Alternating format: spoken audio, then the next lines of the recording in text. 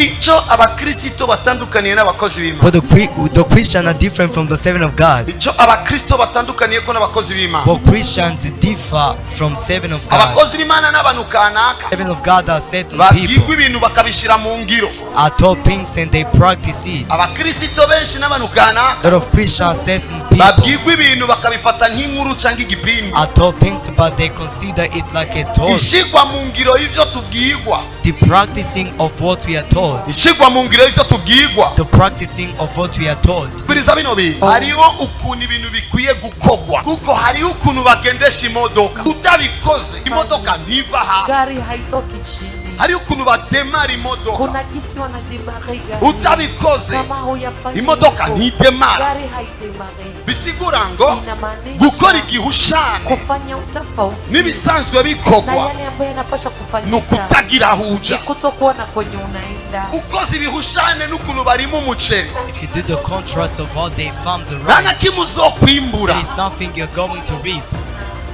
Hariho ukuntu ibintu bikogwa That is how things are no mu done. bwami bw'Imana. Even the kingdom of God. Ivyo nivyo ngomba ndabigisha. Those are the things I'm about to teach. Iyi Imana imeze uko imeze. This God is how He is. Harabaye akantu There used to be something gatakaza ekilibre that lose kandi stability aho vyatakariye when it has lost. ni ibintu twahaye amasengesho Are the things that we get prayers. n'amasengesho ubwayo ntabishoboye. And prayers has nothing to do with Bamwe them.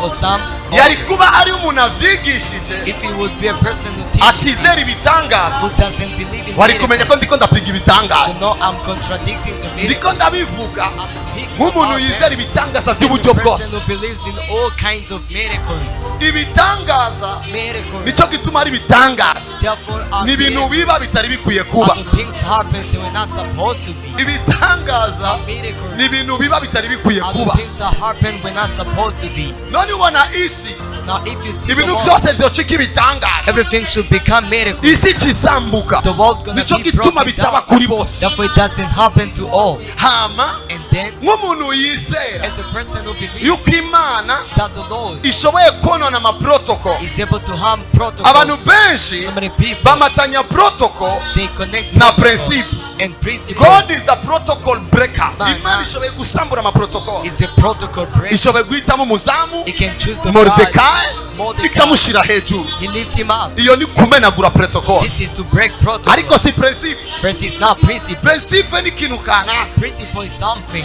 kiba kugira ngo ikindi giseruke. for something to appear. Nico gituma Maria And yavuze that's what Mary said.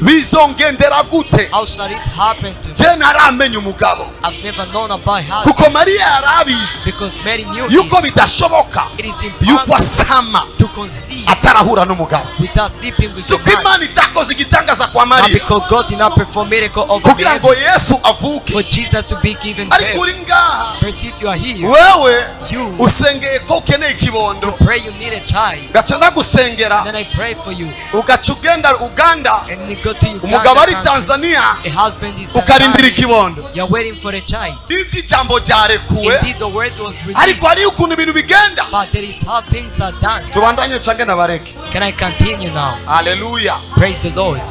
Hariyo ukuntu bubaka That is how they build. naho muzi kubaka gute niwashira fondasiyo hejuru You may amabati know uyashire hasi. how to build. You cannot say down foundation, you put the roof under. Umunsi uzobona umuntu atanguriye ku mabati fondasiyo hejuru umenye ko ariko arakora isafuriya sinzu. If you see a person doing the contract, this is not the house. For foundation to be up and the roof to be Ivyo down. bintu tubona ku isi The things that we see on the wall, bifise ico it bitwigisha. is gotten body teaches us. Bibiliya ivuga ngo The Bible declares ivyabaye ku Bisirayeli what happened to Israelites. bibabera Let akarorero. it be an example. Hariyo ukuntu ibintu biba That is how things are done. hari igihe rero dusamara But sometimes we are distracted. tukimeza ngo prayer Then we think prayers, ikora vyose. it does Abandi everything. nabo Others, amasengesho prayers, bagomba bayakoreshe they're about to use it nk'ikibanza just like the cyo area kuresha Imana, of cyo dating the Lord, kutongoza Mungu of kugira ngo dating the Imana Lord. itakaze ekilibre. Forgot to lose stability. Afata Imana musenga, Now God, you pray. mumbabarire mvuga ico ngomba kuvuga, Allow me to speak what I'm about to ntiboshwe speak. He's not bound, ariko ni imbohe y'ijambo ryayo. but he's bound of his word. Ntashobora kwivuguruza. He cannot contradict himself. Umugabo A man, yihindukiza ku buriri apana kw'ijambo. a man cannot change Noneho his Imana yo word. ninasinzira Now God doesn't sleep. nifise nawe yihindukiriza. It doesn't have where to lay down. kuba iyo mana imeze Now gutyo for this God is how he niyo is. yabwiye This Jeremaya is the one talk to Jeremiah. mu gitabo cya Yeremiya The book of igice cya Jeremiah. mbere umurongo wa 12 Chapter 1 verse 12. ngo nduhoraho I'm the Lord. mperekeze ijambo ryanje kugira ngo sustain my word ndarishitse. in order to fulfill it. imana nizo guherekeza Our God will not escort you kubera ko wavuze mu ndimi. because you spoke in tongues. imana izo guherekeza igihe yagushizemo Our God ijambo will ryayo. escort you when He rests His word inside of you. naho yesu Even though Jesus, yapfiriye bose, He died for all. hari abantu benshi barindiriye imana There are so n'imana many nayo people irabarindiriye. are waiting for the Lord and the Lord is waiting for them. probleme ya principe niyo, Now, problem or principle, this is how imana it is. irindiriye uko ukora ibyawe, God is waiting for you to do your nawe part. ukarindira ko ikora They're ibyayo. waiting for God to do His umwe part. wese ataguma kuri posisiyo The yiwe, person gonna remain on his nta na kimwe position. gikorera. Nothing to be done. iyo mvuye mu nzu When I'm out of my imodoka house, irandindiriye, the car is waiting for sinshobora me. kuca mvuga I cannot say, yuka Wamodoka, wamodoka you car, kata turn around, bintu nkatisha. come and tell me. bino bintu Those things, if you tubitahuye understand them, bizokoroha. it shall be easy. yuko Celestin, That Celestine, yuko Kevin, That Kevin, yuko Janine, that Janine, Salomo, Aline, umuntu wese ari ngaho every person here, abeho ubuzima bwo you're gonna experience the true life. n'igihe bitaraba Even if it never happened, ntazoguma asuzuma amakosa he's not y'imana, going to thirst God's mistakes. azosuzuma amakosa yiwe nawe But nyine he's gonna ubwiwe. taste his only mistakes. atari uko In spite of that, tuzokwagiriza utigeze we'll be yagirizwa. accusing the one who is not to be accused. nawe aravuga ngo And the one says, nimuze mu rubanza come into tubone court. kuza kuntsinda. You're gonna see that you're gonna defeat me. ana gatandatu John- 16. John 3:16. kuko urukundo imana yakunze abari mu isi 1 For God so loved the ariko world kwatumye one, itanga umwana wayo w'ikinege. that He gave His begotten Son. kuko urukundo, kuko urukundo, for God, bere kuri God rimwe, They start to God. so loved the world, Yakunze isi. 2 sivyo, 2. itanga umwana wayo w'ikinege, And then He gave His begotten Son. 3 3. kugira ngo umwizera wese That whoever believes in Him ntazopfe rubi. will not 5 perish. imana ni urutoke runini, right? Now God is this. ni igikumu gishiraho ibi, Is a farm. yakunze abari mu isi. He loved the world. ni urutoke rukurikira, This is the iri mu next ijuru, finger. yaratumbereje urutoke. The iyi next affaire is finger to the world. sinakunze kuzimu, I said, "Did not love nakunze the bajya. I love the people."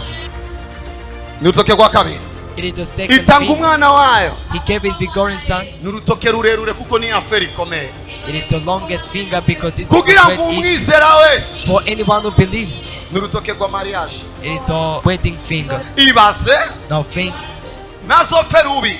to not perish. ibitangaza Miracles nivyo bito muri no affaire, as the smallest in this issue. nivyo bito muri no affaire. Are the smallest Look at in this this now. issue. Rababino, naho imana though God, yakunze isi He loved the world igatanga umwana and He wayo, gave His begotten Son. utizeye If you cannot bino believe, ntibizopfa bigushitseko. this shall not happen to you. principe iri Now clair, the principle is so clear nuko wizera that you gonna believe kugira ngo uronge droit for you to receive the right kuri ubwo bugingo budashira, over this eternal life. kugira ngo nuko wizera For as you believe in God, uwo mwana wayo as you believe in the Son of imana God, yatangiye isi. that the Lord has sacrificed to the world. principe iri clair, Principle is so clear. naho imana naho yesu yapfuye, Though Jesus died, hariyo abantu mu ikarti there are people in the corner. yesu yapfiriye Jesus died for them, ariko batazokwigera binjira muri wo. but they will not urupfu enter rwa in. yesu The death of rwerekeye abantu bose, it concerns all the people. ababuda, Buddhists, abayisilamu, Muslims, abadasenga, those who don't abasenga, worship, those who worship ariko God. But principe ni principle is this one. umwizera wese. Anyone who believes in Him. ibaze ku batizera, Now think for unbelievers. imana yemera ko urupfu rwa yesu rwitwa ubusa. God accept the death of Jesus to be in vain. bisigura ngo nta kindi It wokora means there is nothing to do kugira ngo ukizwe. for you to be saved. ntukoropa cyane, You cannot move down more. ntugurira profeti igitoro, You cannot bite for the prophet the God saw of you. niwandikira prophet message You're not going to text the prophet nuposta message. ivyo prophet You're not yigishije going to post what the prophet taught kugira ngo ukizwe for you to be saved. nuko wizera umwana You're w'Imana. gonna believe in the Son of Man. Ibi navyo ni mariage, Now this is the marriage. birakumatanya niyo mana It connects you with this God. principe. Now the principle. Ariko abantu But the people, ubasanga no ku makaburi, you find them even the uyu graveyard. muntu This person nukuragiye mu ijuru, indeed is going to heaven. yarafashe imfuvyi, He helping Ni the kwenu. orphans to heaven. Is it to your home? ashake yubaka ibigo vy'imfuvyi zose, Doing akaba a atigeze yizera building, Yesu, all the direct orphanage. sans frais kubeze na shetani mwa. If you didn't believe in Jesus, Ah. the one gonna kiss the devil. Abantu barakwefye principe. Now people they despise principle. Jero nakunda principe sino I like the principles indeed. ni bande bakora nawe. You understand what I'm speaking about? Yo. Uyu muntu This man, ibintu yakoze something he ni did, mu ijuru direct. he has Where? gone to heaven. Is it to your home? Mu ijuru principe ni imwe, In heaven, principle kuko is Imana one. yakuze abari mu isi, For the love God so loved the itanga world, umwana wayo w'ikinege, then He gave His beloved Son. umwizera wese For anyone who believes in Him, one kuri nosi on this earth, ntazopfa rubi, he will not be Two, perished. afite Two, ubugingo budashira. he has eternal Nico life, gituma and that's why uwizera anyone who akorera believes, mu kwizera kwiwe you operate in His faith, kugira ngo kubandanye kuba kunini, for it to continue to be bigger. kuko kwizera Because faith, kurakura.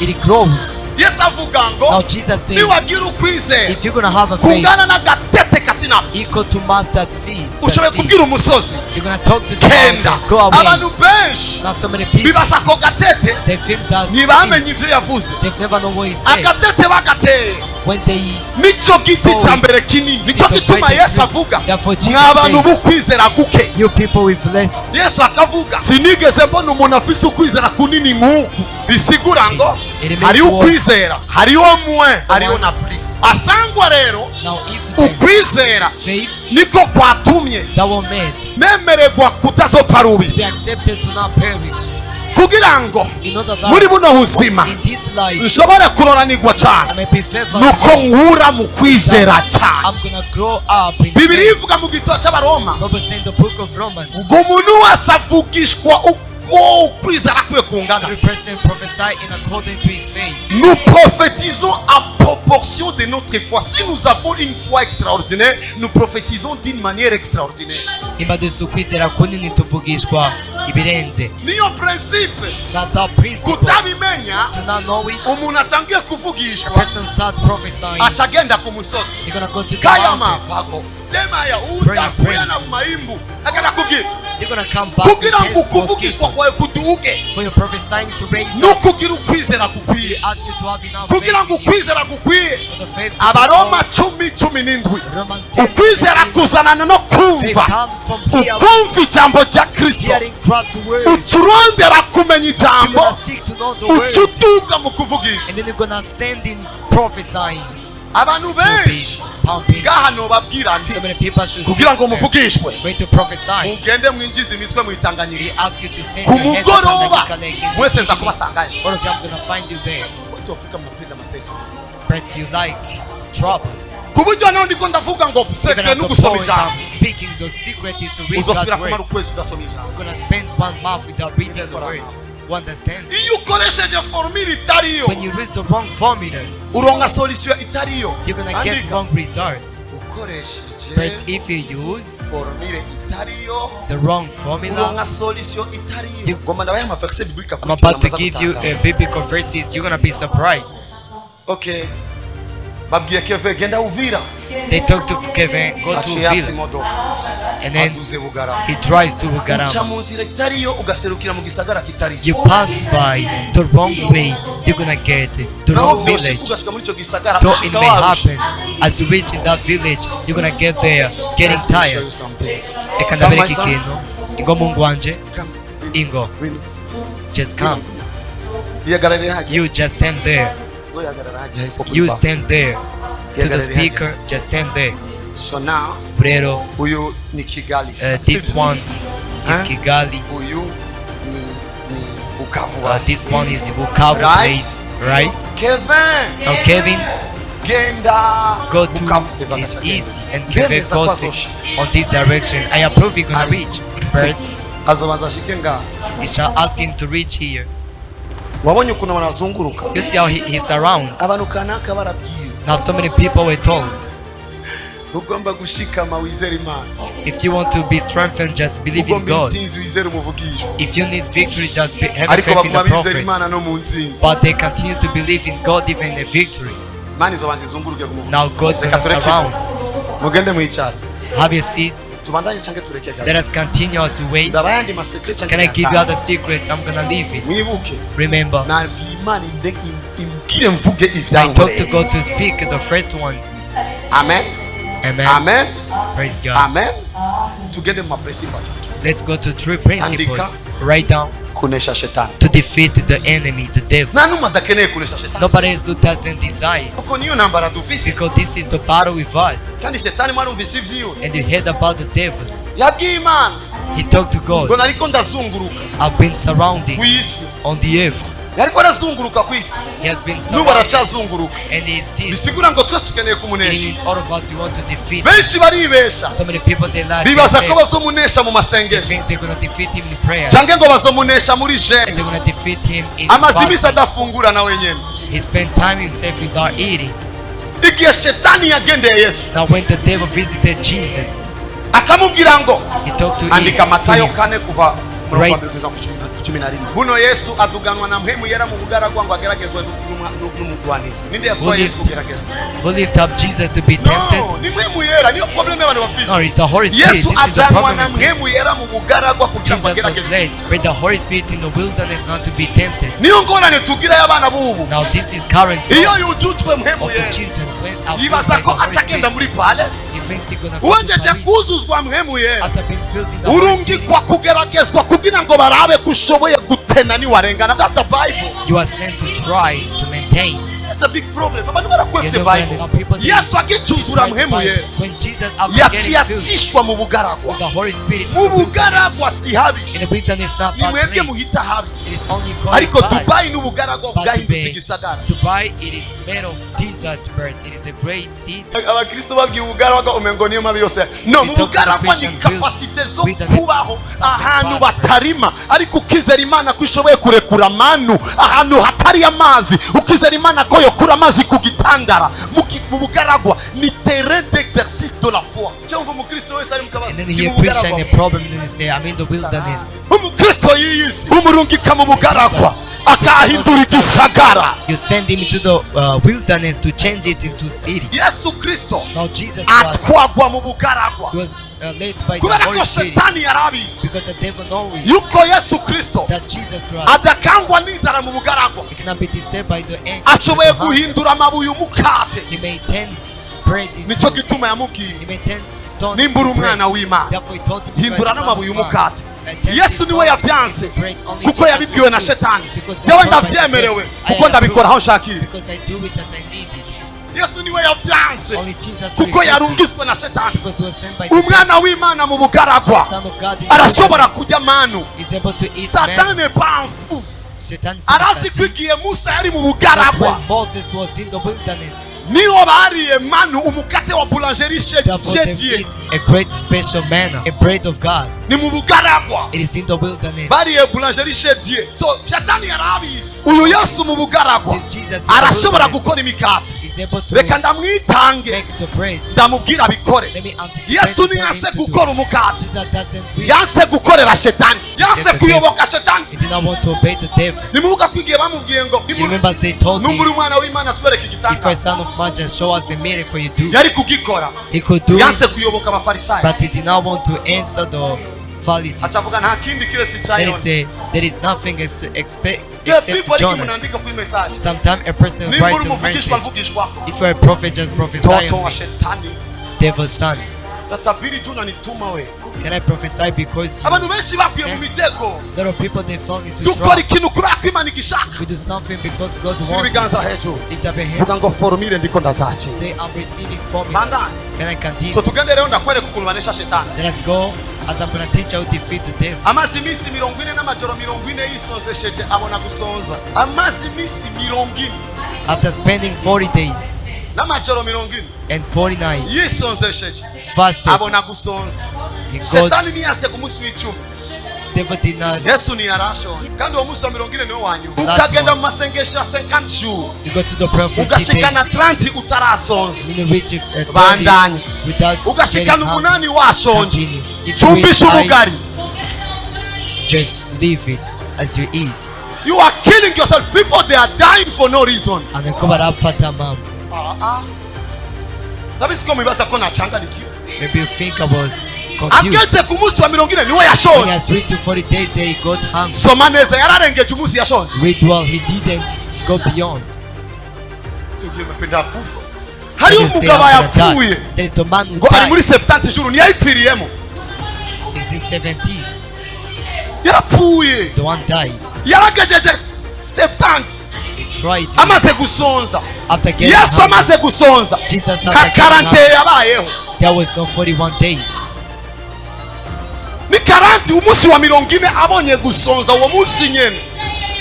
At the day, Prophet, let me show you this. reka ndakwereke Kugira ngo iki. mumenye uyu mukozi Imana. For you to know this servant of God in front of you.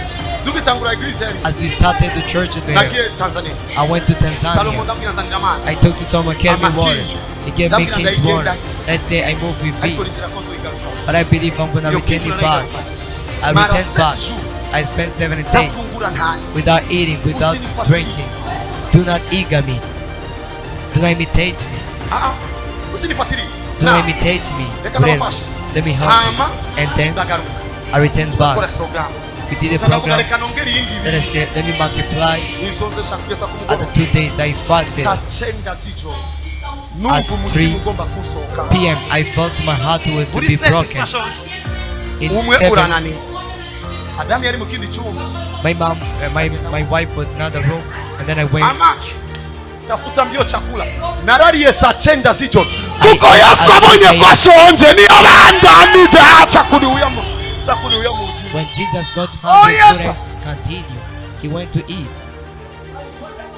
Narakoze 7 jours. I've done Ariko 7 umunsi nagomba days. nkore 2 jours. When I was about to do 2 days, Naisikia roho hapa. and then Nikufe kwa makusudi. Can I Leta die? nikule bugali taendelea kesho. pray with the dumb, I'm gonna continue Hakutia to kill tomorrow. myself. Kwenye kunyicha. Bandanya. Now I know.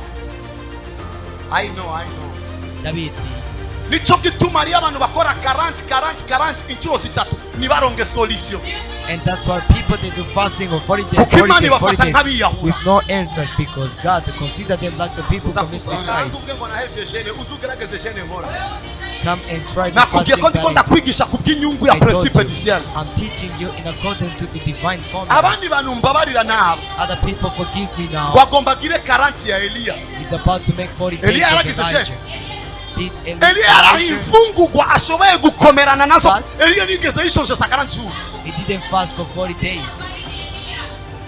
None we uriye ibiro bitatu by'ubugari mu gitondo If you eat ukazosubira gufungura ejo wisonzesheje canke tanki yari yuzuye. 3 kilograms and then I say, It's I'm going to talking. eat tomorrow. Have you fasted? Tanki What he imejaa. will say? Stone. Eliya tanki imejaaga. Now Elijah was full. Teach. Bandanya. Ngwino. Mukano karakomeye. Because ana equilibre.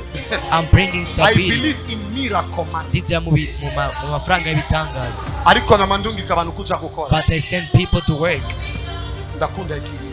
I like stability. Je nizera ibitangaza bifaranga. I believe in Kandi miracle biramubera. man. Ariko They na happen. mandungi kabantu kuja But kukaza. I send people to work Kuko nigisha equilibre. because I teach stability. Eliya niyigeze yisonzesha 40. Elijah did not fast for 40 days. Bona umuntu mu quartier. And then it's a person in the corner. Muri jene ya Eli. I'm in the fasting Na of Eliya Elijah. anachuliza yawa. Even Elijah thinks himself, what kind of fasting? Biblia ivuga The Bible says, Eliya yaje word. kurya umukate ukorewe mwico. Ariko mubwire. Elijah came to eat the dough from Umumarayika heaven. ambwiye ngo vyukuje. And then just say, Nubwa just kabiri, wake up as you vyukuje. eat. And for the second time. Ha? Huh? Biblia ivuga ngo aca araronga imfungurwa azogenderako iminsi 40. And the Bible says he has gotten the food to last for 40 days. Unamaliza kula mamimbi yako. You spend Unafuka unaanza maombi ya your mains, karatu.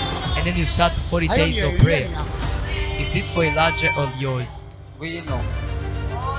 Subiriza ujya murongo wa kabiri mbona ko ndiko ndafa. Set me back at the next verse. Amazi iminsi 40 n'amajambo n'amajoro 40 yisonzesheje agiriki.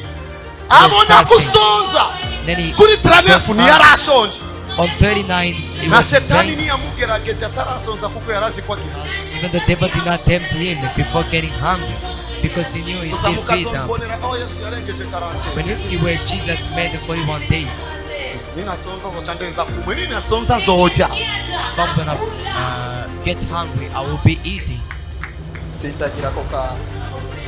Iyo tuvuze gusonza When I speak to get hungry, sinumvise kuko nubari yarayivuze. it is not hunger that you Kuko can tuvuga eat. inzara ishoboye Been gutuma speaking umutima about usohoka. hunger that can make the heart to be out. Ukacuguma wihangana. And then you continue to be patient. Ukarangiza wagwaye estomach. You end by getting suffered from the stomach. Irumbe yawe. Murongo wa gatatu. Number 3 Twakwereka verse. kurwanisha shetani. Twatangu Jesus. twatanguye kunesha shetani. Umugeragezi aza kuri we ati niwabura umwana w'Imana abwira aya mabuye acika imitsima. Then a tempter came to him and then he said, if you are a son of God, command these stones to become bread. The next verse. Aramwishura ati vyanditswe ngo umuntu ntatungwa n'umutsima gusa ariko atungwa n'ijambo ryose riva mu kanwa k'Imana. He said, the man does not live by bread only, but only by any word that come from the mouth of Bari God. muzi ko n'uyu murongo wononye abantu. Did you know that even this verse corrupted Ngo umuntu people? ntatungwa n'umutsima. A person does not live by bread. Soma neza. Umuntu Read well. ntatungwa n'umutsima gusa A bisigura ngo person- atungwa n'umutsima ariko n'ibindi. And it means a person is to live by bread, Yes. but even with the Abantu others. bahevye ubuzi ngo umuntu ntatungwa There are people who n'umutsima. abandon the job because they read person cannot Aya live by bread mata only. mubona ni ya nyange. Now this chick you can see it is the same dough that I used to eat. For those, I don't know how can I express this word. It's a certain flour. Who understands me Umuntu now? ntatungwa n'umutsima A gusa. person does not live by bread Ntibakubeshe. only. Let them Umuntu not atungwa lie against n'umutsima. you. A person lives by Ico bread. gituma mvuze ngo stoke zanyu zuzure mu izina rya Yesu.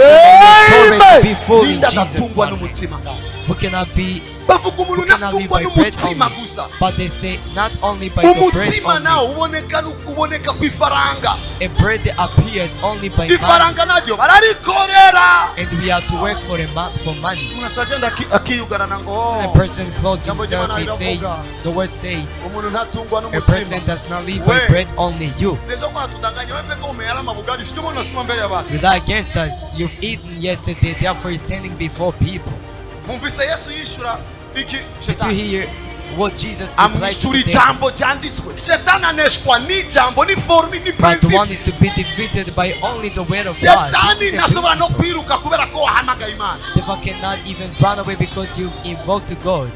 Hakuna amena kuko Biblia ivuga mu gitabo cya Yobu abana b'Imana baserutse shetani yasanze Imana Robert says in the book of ntiyanatembaga. Job, children of God were gathering and the devil came in the midst of them. Shetani aneshwa n'ivyanditse kuko shetani ari muri cadre spirituel. Ama mwisi y'imhemu Imana n'umwami. Mu bwami nibakoresha ku bugangi. Mu mategeko y'ibihugu hakora ivyanditswe.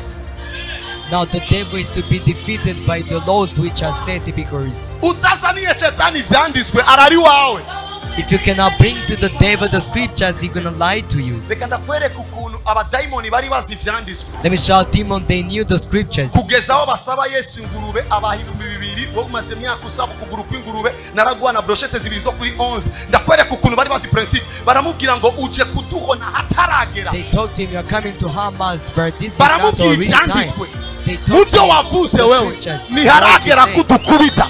Ntushobora gukorera hanze y'ijambo. You cannot Kuba work out of the hataragera word. rero If it is ukaba not there, udusanze aho turi you duha find us no ingurube. place. Give us Yesu the atabaha pigs. 2,000. Jesus gave them 2,000 pigs. That's what I'm Imana telling ni you. imbohe y'ijambo ryayo. God is bound by his word. Ukaba ugomba kugendana nayo If you fata want ku to cyo watch yavuganye it, nawe. just take from what he has said. Shetani ntiyirukanwa na haleluya. Devil cannot be chased out by Igituma hallelujah. tuvuga toka katika The jina reason la why Yesu. we say come out in the name of Tuba Jesus. tuko turavuga Mariko 16:16. We are speaking Mark We 16, speak the 16. face of Bible. Tuvuga Igihe Murongo wa abadayimoni Bibiliya. bagize resistance. when demons they have resistance. Muzokumva nangura gusubiramo amaverse. You're gonna hear me starting repeating biblical verses. The word says, the word says. niyananiranye igisohoka. Tubana n'umurongo ukurikirana rero. Let us continue another verse. I'm gonna show you something. Buno mugwanizi amujana mu gisagara cera Oniyesu. Amuhagarika ku gatwe k'urushengero. Ababaza. And him- Yari kuri 40 He was in 40 days. ahubwo aranamuterura. Devil carried Jesus. The Umurongo spirit. ukurikira. Continue another verse. Aramubwira ati niwaba soma neza niwaba uri umwana w'Imana ikororere hasi, kuko vyanditswe, avuze Zaburi 91 ngo azokuragiza abamarayika biwe nabo bazokuramira mu maboko yabo ngo kumbure ntutsitare kwibuye. Yesu aramubwira ati vyongeye haranditswe ngo, Jesus said to him, it is written again, ntukagerageze ura Imana yawe. you shall not tempt the Lord your God. Shetani arakuzanira verse biblique. Now the devil brings to you biblical verse. Turi mu gihe cy'ubuntu, In the time of grace, sambana commit sexual ni verse morality. biblique. There is a Yesu biblical yapfiriye verse. ibyaha vya Jesus kera, died for the past, ivy'ubu current, n'ibizokurikira. and the Ni future verse ones. biblique. It is a biblical Ntizivuga verse. abapastori gusa. It doesn't speak Na only Shetani pastors. arazivuga. Even the devil speak about them. Ndabizi Yesu yapfiriye ibyaha vya I kera, know Jesus died for the past, ivy'ubu current ones, n'ibizokurikira. and the future Iyo ni ones. verse biblique. It is a biblical verse. Ntukangwe n'uyikubwiye, Do not be disturbed by the person kuko who tells it itegerezwa to you. kugira equilibre y'indi verse. The one has to have another stability of another Umuntu verse. arakubwiye ngo tubikore, A person tells you, let us Yesu do it. yarabipfiriye. Jesus died for it. Ariko Talk to him. kandi But umuntu again, wese every person azohanwa cyangwa azohembwa bivanye shall be n'ibikorwa bye. punished or rewarded in according to something is Nicyo done. gituma Yesu avuze ngo vyongeye That's what Jesus handitswe ngo, said. It's written again. umugwanizi yongera kujyana ku musozi uhagaze cyane amwereka ubwami bwose bwo mu isi n'ubwiza bwawe, Big. ati ivyo vyose ndabikuha niwapfukamira ukansenga. Muri Bibiliya yindi muri Mariko Luka bavuga ngo kubera ko nanje nabihawe. I was Adam. given those things. Only Adam Kuko will Imana give yaremye this to the ubwami devil. bwayo n'ubwami bwa Adamu. Because God shaped his kingdom and Adam's Uwatanze kingdom. umuryango wawe si Shetani God yawihaye, provided ni sogokuru wawe yagiye your kunamira family. abadayimoni baca bafata It's not umuryango the wawe. devil, but it's your grandparent. They went to kneel down before the demons. So they've asked it for your family. Let me make you Kugira ngo understand mumenye ko this. mwisi imwe muri yo principe. For you to know that there is a Nimurumva yuko umuntu wese older. avuga ngo nagiye ikuzimu baransaba uwo tuvukana kubera iki batamwitorera. every person go to hell, they say to him, just they asked me to sacrifice my sibling. Why they could not take him by themselves? Ivyo Can I nimumenyereye explain? kuvyumva. You come to Ko hear about bamusabye this. mama wiwe. They've asked his mother. Ngo He bamusabye refused. mushikiwe. They've asked Kubera his iki batari sister. kumutora? Why they could not capture him Principle. automatically now? The Uri muri uwo principle. muryango niwe ashoboye kugira icyo akora muri uwo The muryango. one who's in that family, he has to do something in that family. Kugira ngo Shetani Imana niyamubaza. Now for the devil, We, God's gonna ask him, wakoze you, ibiki? what have you done? Yana na kimwe. He's gonna Mwene say wabo nothing yamutuha. else. Now the spirit world is made of Isi imwe formulas. ni principe. The spirit world is made None of Shetani formulas. yananiwe kwizira. Now the devil, it was Nari impossible to capable. come in by himself. Bakuwa mu muryango He's amutanga. incapable. They asked the member of the family to sacrifice somebody. Urazi Shetani ukuntu yirinda konona ma-order. You know how the devil preserve himself to harm the others. He Imana ari knows umugororotsi. God is righteous. Yaravuze ko He has said izo muhana mu iherezo. He's gonna punish him on the last So day. yirinda gukora amadega kuko itegeko rihindurwa n'uwahinduye itegeko rimwereke. Now the law is to be changed by a person who said the order. Umuprisonier bafashe mu mbiba bakambwira ngo uzohora ugenda Prisoner, they capture him. kuramusaba iwawe. They say you're gonna leave as you Yirinda greet n'umutitaye ko aramuramutsa. your family. Even a person who Kuko trample arabizi him, niyagwana. he's Nazo gonna subira preserve gusohoka. himself. He knows as he's gonna fight. Nimba He will not akagabo going to kuba leave amategeko anymore. ka Shetani ni noma. Now the devil respects all the laws. Reka ndabatwenza ako kagabo karuba amategeko biteye The ubwoba. one who respects all the others. Nico gituma Shetani agutera mu mutwe ukikubita. Nta muntu numwe Shetani akubita. N'umusi uzogenda ubwire Imana, jewe Shetani niyangerageje. Shetani azavuga uyu mugabo afise abagore batandatu. Namugerageje gute kuvyo ntakora? Jesu abagore batandatu. How come the devil can tempt you? So you're attacking your mindset and then you accomplish what he's telling you. I'm gonna show you something, you're gonna know something. Umwasi ntagushoboye. And the enemy doesn't Agukubitisha principe. has nothing to do with you, but he beats you with formulas. Let me show you. Oh man, Uri kumwe n'umuntu you have to give a person in a road. Sivyo. Indeed, Hama wabonye ko imodoka iri you've kwira. seen that the car is coming. Muri speed itaza gufata In frame. a speed, he's not going to take a break. Then they say, hey, Acahita mwibara bakamugonga. the one flowing safe in the road, they bump him. Nitazokufunga ko wishe umuntu. Who is going to jail you Bazofata because imodoka. Ariko ni wowe musunikiyeko. you have killed Niko Shetani somebody? abata mu mitego. That's how the devil sets you into traps. When they ask him, how come I into their churches? Yo, navyo mari muzi ivyo. Haven't you ever known Principe about niyo this? secret spirituel. Our principle is the secret of the spirit Tubandanye world. turekeze. May we continue as we finish by here. Raise up your hands. Stretch yourself as you say, Lord, help me to understand this. Amen. Hallelujah. Est-ce que ndiko ndafasha canke ngaruka? Am I helping somebody or am I waiting by here? Principe. Now, principle. Oh. Vuga Yesu mfasha. Say, Jesus, help me. Amen. Amen. Amen. Amen. Amen. Amen. So shetani tumuneshe shiki. Now, how do we defeat the devil? By the word. Tavuze ijambo muragumana. If you don't speak the word, you're gonna remain with the devil. Reka nakwereka ukuntu tunesha abantu. Let me show how we defeat people. Igihe cyose uzobona urusaku rw'abantu rubaye. Whenever we're gonna see rumors of the people get increased, Ceceke. stay quiet. Samasengesho. And our prayers, Iceceke. stay quiet. Igihe bagomba gufata Yeriko. When they wanted to capture Jericho, Yoshua yababwiye. Joshua talked to them, stay quiet. Bababonye bona ibirofa. They look at them, look at those stupid persons. Baguma Come. bongerekana muze murabe bino birofa. Come and see those stupid Bako persons. baduga ku kibambazi. Kijya kibambazi nico cinje. Miracle is very easy. Igitangaza kiba coroshe. They surrounded like this. Abagarde. Guardians. Dabira vyabijuju. Look at the stupid persons Musi wa mbere. for the first day. Mwe ngune murabe nibivuga. Come and see, they cannot speak. Egera twicara. Egera twicara. God, they were gonna Kagine sit kana together. dode. Kagine kana dode. Ku buryo Imana yagize gusa ka tremble magato. Until God shakes something. Now the wall disappeared. And those who were sitting on it, because they kept quiet. Those who speak about Joshua, they were getting whispered. This is how we defeat people. Stay calm. Stay quiet. You know, abakwanga ntibahuje those who hate you, bareke bahurire hamwe let them gather barangiza themselves bagwanye witekekere. That's the by battle. fighting against each Ucecetse other. If you stay abansi quiet, bawe your enemies, baza guhuzwa no kukwanga, they're gonna be ariko bahuriye mu cyumba baca bibuka ko badahuje, baca batangura kunigana hagati yabo. Wowe uracicecekeye. That's the formula. quiet in your formula. Igihe uzahagurukirwa n'ababanyi, Whenever your neighbors igihe gonna stand uhagurukiwe against n'abantu you, whenever people bavuga ngo gonna stand ntacumaze, against you, they say you are nothing, just stay quiet. Just stay quiet. Keep silent. Keep silent. Keep silent. bobo mu guhura kwabo In their bazorangiza bagwanye kuko nibahuza bahujwe nawe wicecekeye. Because they contradict each other as you stay quiet. Ibiganza hejuru Keep your hands kugira up. ngo ndakiriye rino banga. Say, I receive this secret, Sinzosubira Lord. gutakaza umwanya I won't lose my igihe time. bampagurukiye. When they stand against me, Nzokwicecekera. I'm gonna stay quiet.